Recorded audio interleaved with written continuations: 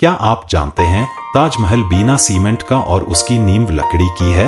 यह बात सुनने में अजीब लग रहा होगा कि लकड़ी की नींव 375 साल तक कैसे टिका है, पर यही सच्चाई है। चलिए मैं समझाता हूँ। यह कमाल यमुना नदी की है। जैसे मुमताज के बिना शाहजहां अधूरा है, उसी तरह यमुना के बिन ताजमहल अधूरा है। दरअसल ये सारा खेल उस लकड़ी का है। वह लकड़ी याइबुनी यानी आबनूस पेड़ की लकड़ी है। आबनूस की लकड़ी एक तरह की पत्थर की तरह होती है, जो पानी में तैरती नहीं बल्कि डूब जाती है।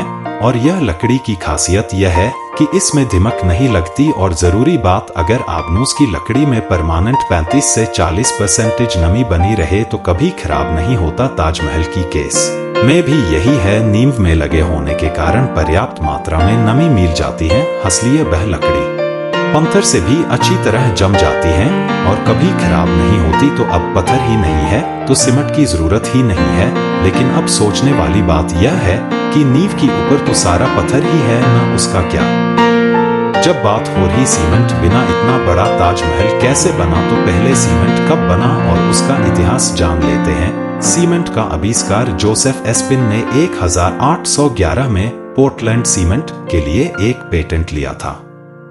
13 साल की कड़ी मेहनत के साथ 1824 में सीमेंट बना डाला, जिसका नाम पोर्टलैंड सीमेंट था। अब सीमेंट तो 1824 में बना था, लेकिन ताजमहल तो 1631 में बनाया गया था। तो कैसे चिपकाए गए थे सन मार्बल के पत्थर।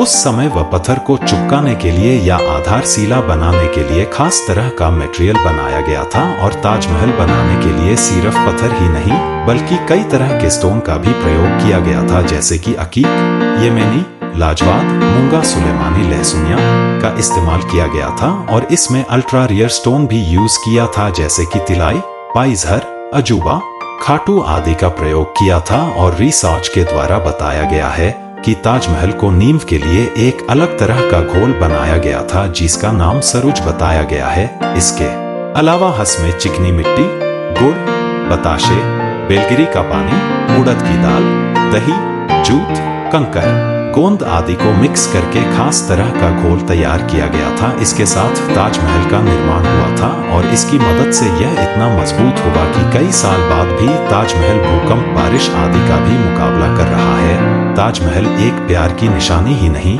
बल्कि उस समय के सिविल इंजीनियर का भी प्रतीक है। और आखिर में एक बात और भी बताया गया है कि शाहजहां ने किसी भी मजदूर के हाथ नहीं काटे थे। यह बस एक अफवाह है, यह कितना सच है पता नहीं।